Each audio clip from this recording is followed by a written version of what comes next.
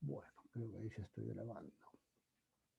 Bueno, la primera parte del tema de hoy es definir un poco qué son ácidos y bases. Nosotros trabajamos, ya eso se vio en las teorías anteriores, también son cosas muy de repaso, que nosotros trabajamos fundamentalmente en sistemas acuosos, o sea, en soluciones acuosas. Las sustancias químicas, en química analítica, la que vemos nosotros, se disuelven en agua. O sea, siempre trabajamos en soluciones acuosas. Esto es muy útil cuando uno pasa después a problemas ambientales, ¿sí? Cuando uno quiere aplicar todo esto a una problemática ambiental, la traducción es directa, porque estas sustancias en el medio ambiente suelen estar disueltas en agua también, ¿sí? Entonces, prácticamente no hay que adaptar lo que uno aprendió con lo que uno se va a topar, se puede llegar a topar más adelante. La definición de ácidos y bases, la primera definición importante, hubo definiciones anteriores a la que vamos a dar nosotros, pero la primera importante es debida a dos científicos, Bronsted y Lori, que la formularon en 1923 y que le pusieron, digamos, como broche final a este tema. Antes todo era muy intuitivo. Después de esta teoría, más o menos las cosas se empezaron a armar y dieron lugar a la química de soluciones que vemos hoy en día. Ellos dijeron que vamos a llamar ácido a toda especie química que tiene tendencia a ceder un protón y base a toda especie que tiene tendencia a aceptar un protón. Esto para nosotros hoy en día suena medio como obvio, porque es como una idea intuitiva que uno tiene de los ácidos y bases.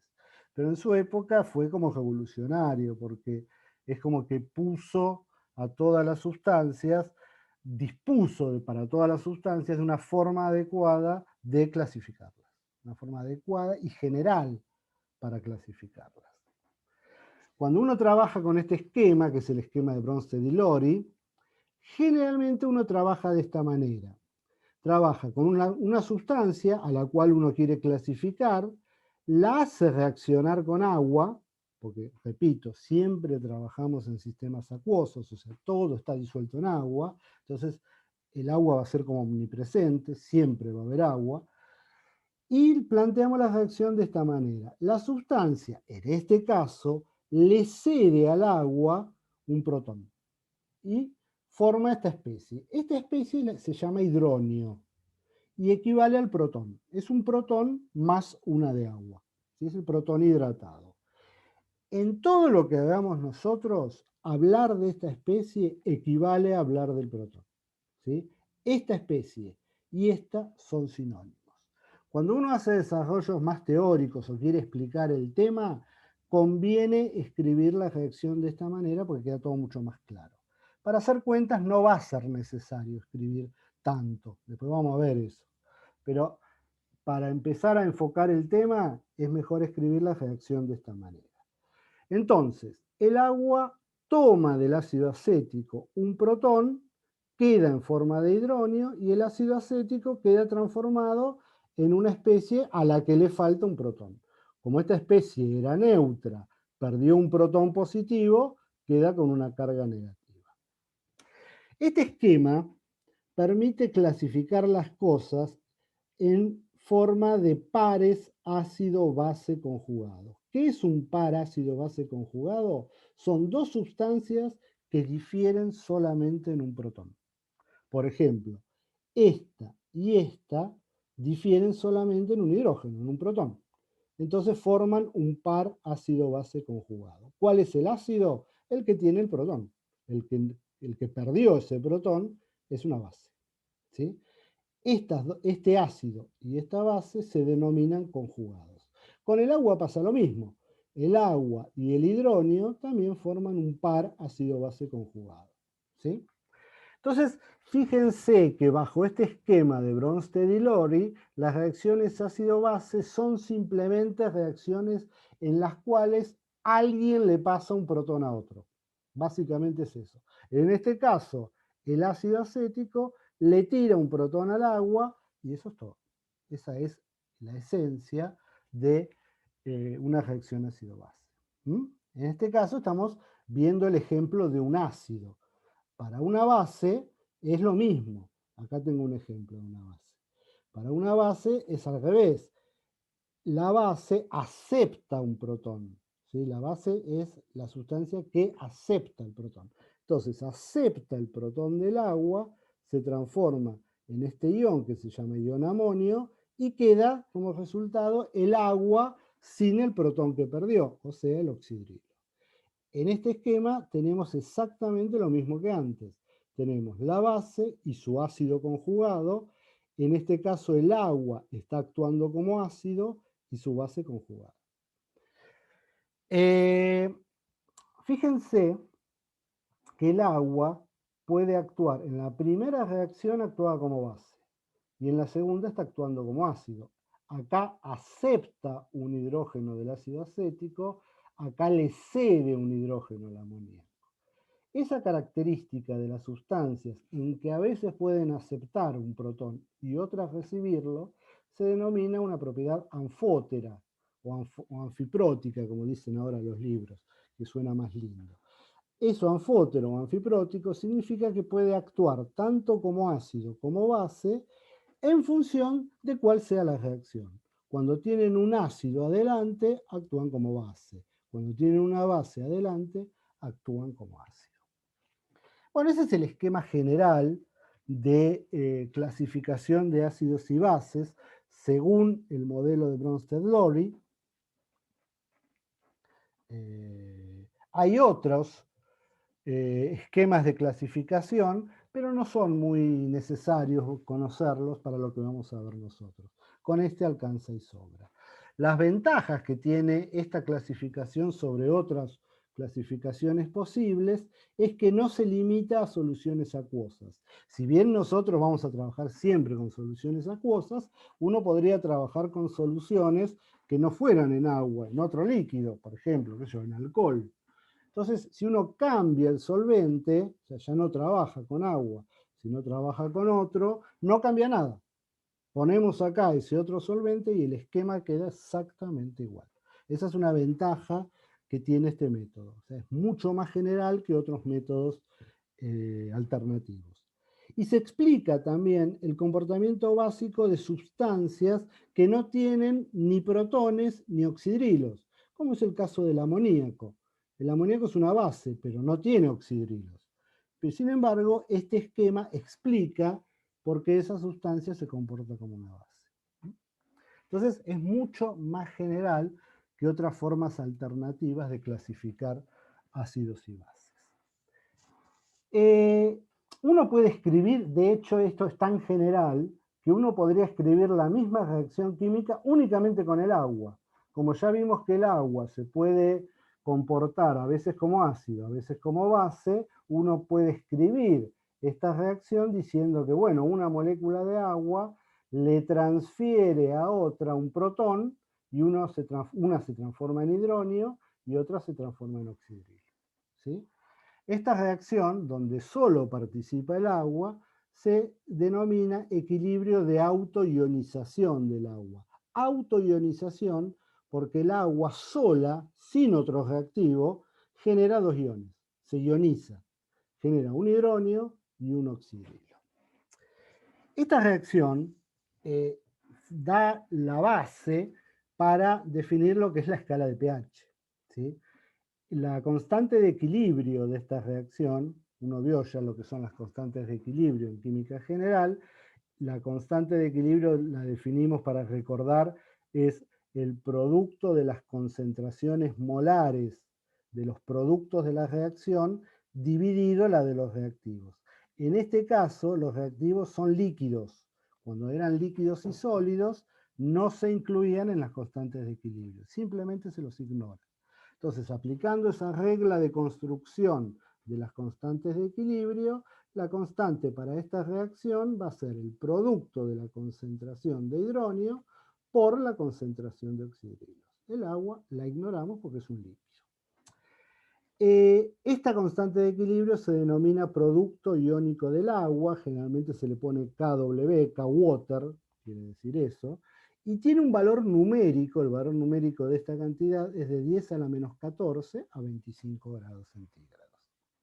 Si uno hace un poquito de trabajo algebraico con esta ecuación, uno puede definir el pH como menos el logaritmo de la concentración molar.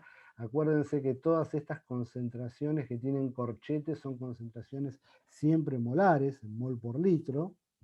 Si uno define el pH y el pOH de esta manera, uno puede tomar logaritmos sobre esta expresión, cambiarle el signo y llegar a esta formulita de acá abajo, que es una de las formulitas clave, una de las formulitas maestras en soluciones acuosas.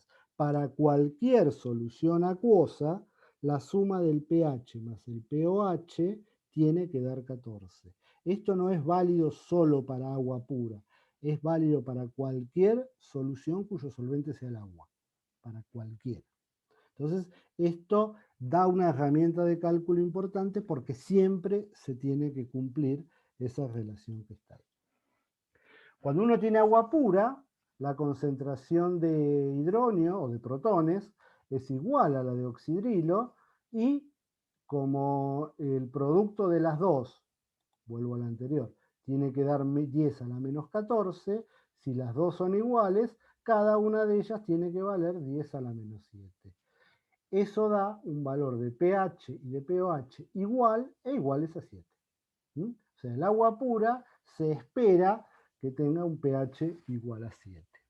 Como no hay nada disuelto en el agua pura, eso define lo que es una disolución neutra. Una disolución neutra es una solución que tiene iguales concentraciones de hidrónio y de oxidrilo y su pH vale 7. Cualquier solución cuya concentración de hidrónio sea mayor que la de oxidrilos va a tener un pH menor que 7. Y cualquier solución que tenga una concentración de hidrónio menor que la de oxidrilo va a tener un pH mayor que 7. Esto es la famosa escala de pHs, donde tenemos en el 7 la solución neutra correspondiente al agua pura, por debajo de 7 las soluciones ácidas y por encima de 7 las soluciones básicas. Bien. Muy relacionado con esto, está el tema de la fuerza de los ácidos y bases, ¿sí? ¿Qué llamamos fuerza de un ácido, fuerza de una base? Es la tendencia que tiene, por ejemplo, un ácido a cederle protones al agua. Cuanto un ácido tenga más tendencia, sea más capaz de cederle protones al agua, vamos a decir que ese ácido es más fuerte. Bueno, y para las bases lo mismo. Cuando una sustancia tenga más tendencia a recibir un protón del agua, vamos a decir que esa sustancia es una base más fuerte. ¿Cómo se mide esos números? Bueno, eso se mide usando las constantes de equilibrio de las reacciones de los ácidos y las bases con el agua. Básicamente eso, ¿sí? Estas reacciones, cada una de ellas para los diferentes ácidos que uno pueda usar, tienen diferentes constantes de acidez. La constante de acidez o constante de equilibrio de esta reacción la definimos de la misma manera. O sea, la concentración de esto por la concentración de esto, dividido ahora la concentración de esta especie. Este es el ácido. AC en estas ecuaciones significa disuelto en agua. Significa que esta especie está disuelta en agua. El agua líquida, como siempre, no se incluye dentro de la constante de equilibrio. Bueno, esta constante se denomina constante de acidez, según los autores, constante de disociación o constante de ionización, son todos nombres equivalentes para lo mismo.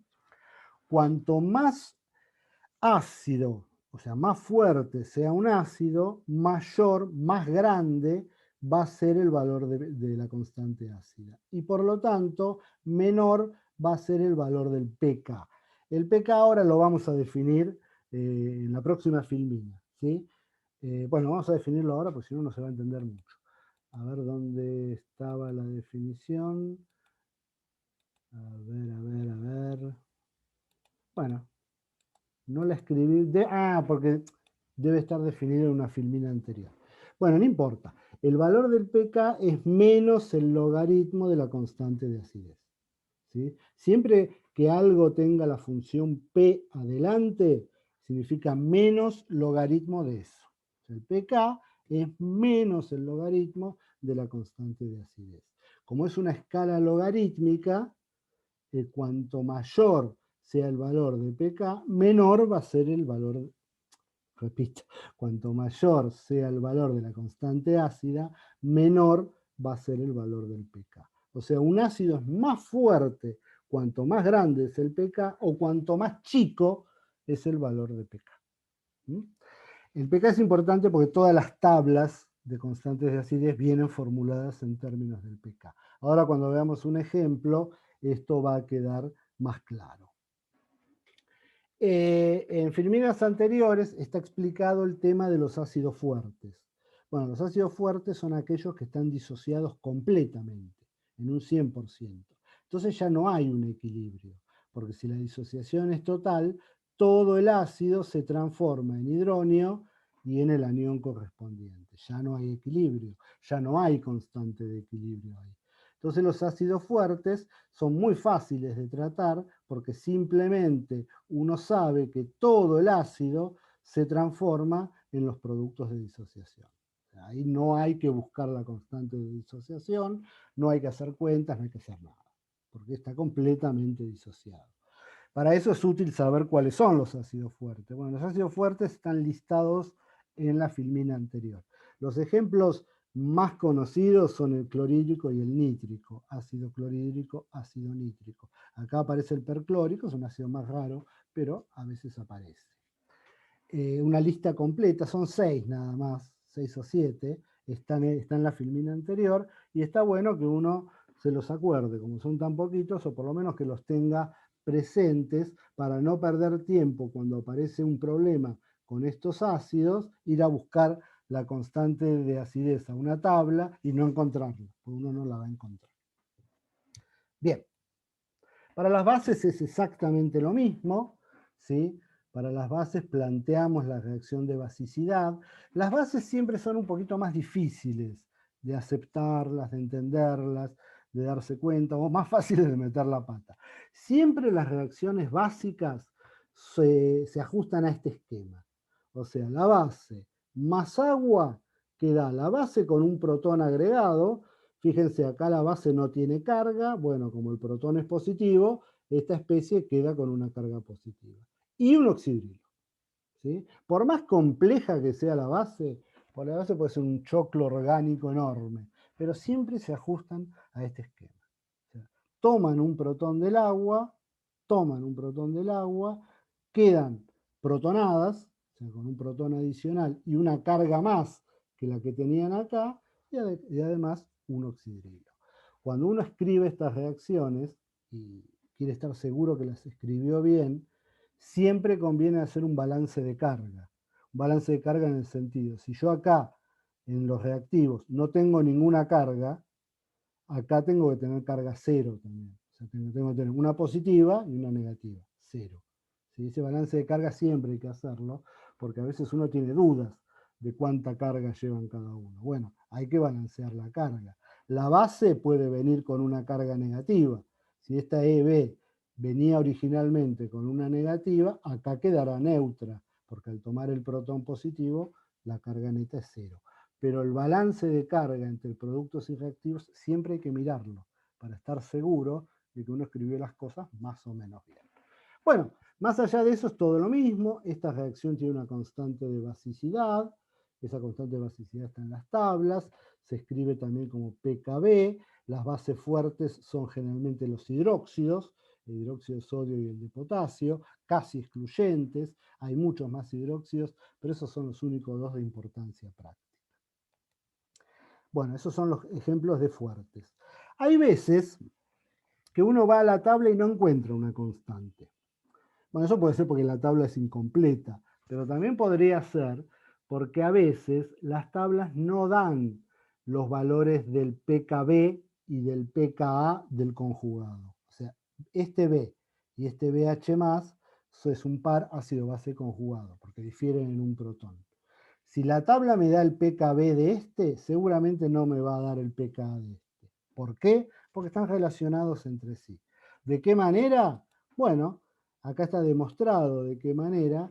No vamos a ver la deducción en detalle, es muy cortita igual, pero siempre para un par ácido base conjugado, la suma del pK ácido más el pK básico siempre tiene que dar 14.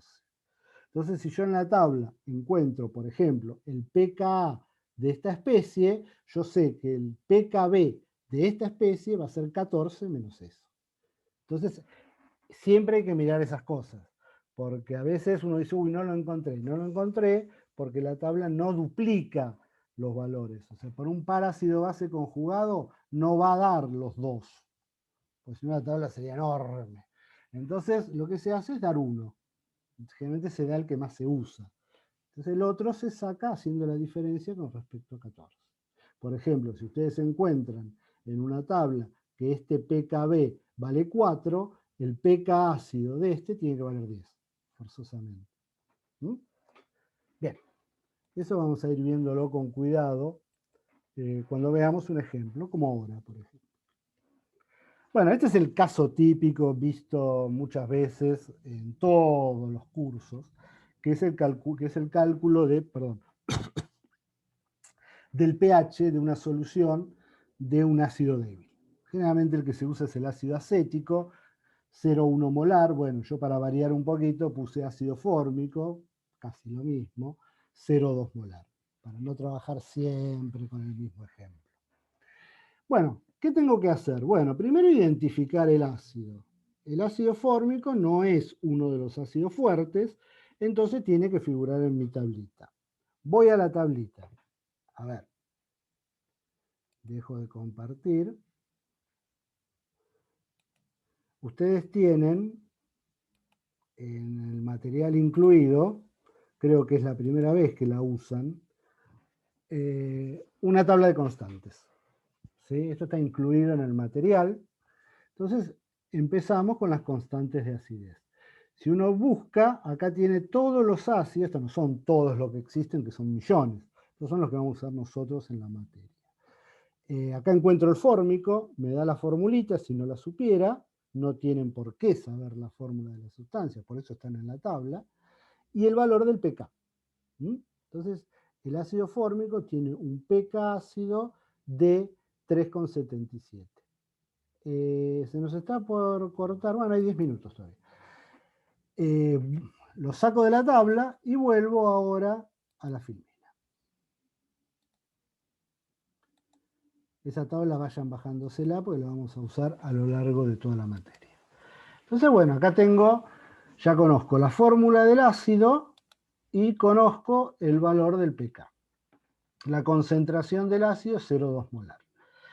Yo acá escribí la reacción de acidez de una forma simplificada porque mucha gente trabaja con este tipo de fórmulas en donde solo se muestra la disociación del ácido. Fíjense que acá no está el agua como estaba en las anteriores. Bueno, para hacer las cuentas, esta forma de escribirlo es por ahí hasta más cómoda que la otra. Si uno no quiere andar cambiando de una forma a la otra, puede usar la forma anterior con el agua y acá con el hidrógeno. Es exactamente lo mismo. El agua para las cuentas no molesta para nada. Yo la escribí así porque muchas veces en química general las explican así y para que ustedes vean que es lo mismo trabajar de una forma y de otra. Pero si quieren trabajar con la del agua, joya, no hay ningún problema, no cambia nada. Bueno, generalmente el equilibrio se plantea así. Uno tiene una concentración inicial de esta especie y lo que le interesa saber es qué cantidad de hidrógeno o de protones va a generar en la disolución 0,2 molar. Entonces digo, inicialmente yo tengo de esta especie una concentración inicial y en el equilibrio lo que voy a tener es una concentración inicial menos una cierta cantidad que se ionizó para formar estas especies. Llamo X a la concentración de esta especie que se disoció, que se ionizó. Este tratamiento es más o menos estándar, siempre se hace más o menos lo mismo. Y ahora, una vez que tengo el equilibrio planteado, voy a la constante de acidez y reemplazo La constante de acidez es esto por esto sobre esto. Si estuviera el agua, al agua se la ignora y se escribe lo mismo, queda lo mismo. Entonces digo, bueno, la concentración de esto es X, la concentración de esto es X, me queda X al cuadrado, la concentración de esta especie en el equilibrio es la inicial menos X. La inicial es 0,2.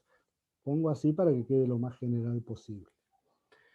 Bueno, generalmente esto es una ecuación cuadrática, lo que les queda acá, este valor de la constante de acidez lo despejan directamente del valor del pK, ¿sí? Como el pK es el menos logaritmo de la concentración de la constante de acidez, directamente puedo hacer la inversa logaritmo de menos 3,77, eso me da el valor de la constante ácida.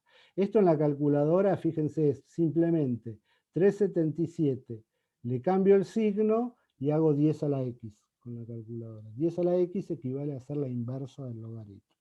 Entonces, de esa manera, recupero este valor, que es el valor de la constante de acidez, que es lo que tengo que usar acá.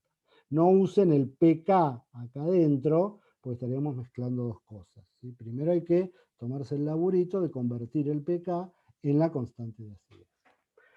Bueno, esto es una ecuación cuadrática, el que esté canchero con resolver ecuaciones cuadráticas con la computadora lo puede hacer, no hay ningún problema. El que no tenga ganas o no haya visto en la calculadora cómo se resuelve una cuadrática, directamente puede simplificar esto despreciando este valor de x.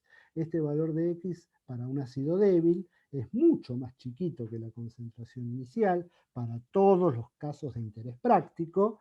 Entonces directamente esta x se puede despreciar, se la saca. Al desaparecer esta x ya no es una cuadrática, se puede despejar directamente y la x saldría directamente como la raíz cuadrada, despejándolo de la expresión, como la raíz cuadrada de la concentración inicial por la constante de acidez. ¿Cuál tienen que hacer ustedes? A que tengan ganas. Es lo mismo. El resultado en el 99,9% de los casos es el mismo, porque esta x es tan chiquita que prácticamente no afecta esta suma. O sea, hacer 0,2 menos el valor de x es 0,2. Entonces, no se ve afectada la operación matemática. Si alguno desconfía de esto, puede hacer la cuadrática. No hay ningún problema en eso. Eso es un tema puramente matemático. Cada uno opera como quiera. Hacer la cuadrática, si no tenés la calculadora, es más largo. Entonces, bueno, por ahí no tiene sentido invertirle laburo para hacer eso. Esta es un chequeo para verificar si esta aproximación fue válida o no. Generalmente en los casos que vemos nosotros siempre es válida.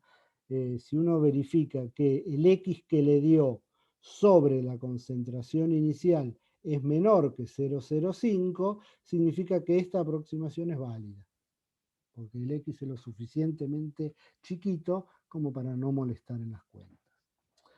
Bueno, una vez que obtuve el valor de X, X en este caso es la concentración de protones y me permite calcular directamente el pH.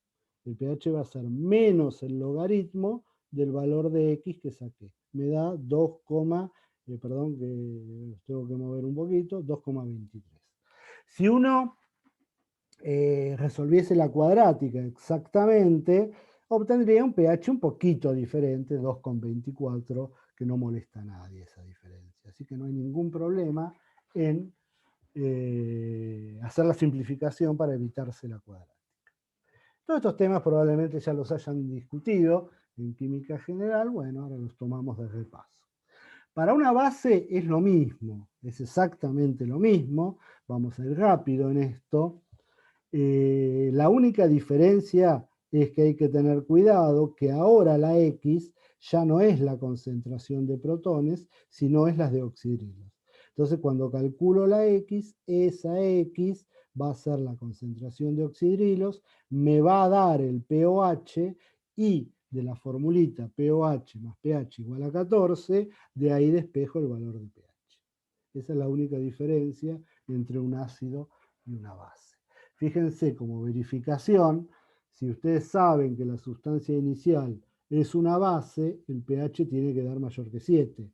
Y si es un ácido, tiene que dar menor que 7. Esa es una verificación que siempre uno tiene que hacer para ver si metió la pata en algún lado. Bueno, ¿qué pasa con las sales? Porque hasta ahora vimos bases, vimos ácidos débiles. ¿Qué pasa en general con las sales? Bueno, las sales hay de tres tipos, básicamente. Las neutras, las ácidas, las básicas. Las neutras son aquellas que no modifican el pH 7 del agua. Las ácidas lo bajan, llevan el pH del agua de 7 a un valor menor. Y las básicas llevan el pH del agua a un valor mayor. ¿Mm? ¿Cómo se puede determinar, dada una sal cualquiera, a cuál de estas categorías pertenece? Bueno, eso es muy fácil. Lo que hay que hacer es primero disociar la sal en sus iones. Ustedes saben que toda sal está formada por un catión y por un anión. Entonces, bueno, lo primero que hay que hacer es ver cuál es el catión y ver cuál es el anión. Identificar su procedencia. Ustedes saben que las sales se forman por la reacción de un ácido con una base en el proceso de neutralización. Entonces, identificar su procedencia es determinar de qué ácido y de qué base viene esa sal. Determinar cuáles se pueden hidrolizar, o sea, cuáles de las dos partes de la sal son susceptibles de hidrolizarse. Eso lo vamos a ver ahora. Y después plantear y analizar el equilibrio involucrado. Vamos a ver un ejemplo. Primero, vamos a ver las sales que vienen de un ácido fuerte y de una base fuerte. Ejemplos típicos son los que están acá. Estas sales, acuérdense, repaso general de sales, las sales vienen, el metal viene siempre de una base, típicamente de un hidróxido, y el anión viene siempre de un ácido. O sea, esta es la parte de la sal que viene de la base y esta es la parte de la sal que viene del ácido. Acá lo mismo, siempre el metal hay que mirarlo por el lado de la base y el resto, el anión, por el lado del ácido. ¿De qué hidróxidos proviene esto? Del hidróxido de sodio, estas dos, y del hidróxido de potasio, esta que está en el medio. Esos son fuertes, pertenecen a la categoría de bases fuertes. Recuerdo, a veces el tema de los ácidos fuertes y bases fuertes, uno se preocupa porque no los conoce. Bueno, son poquitos, son un puñadito los fuertes. Están en la filmina anterior, perfectamente ejemplificados. Hay una lista con los ácidos fuertes y las bases fuertes.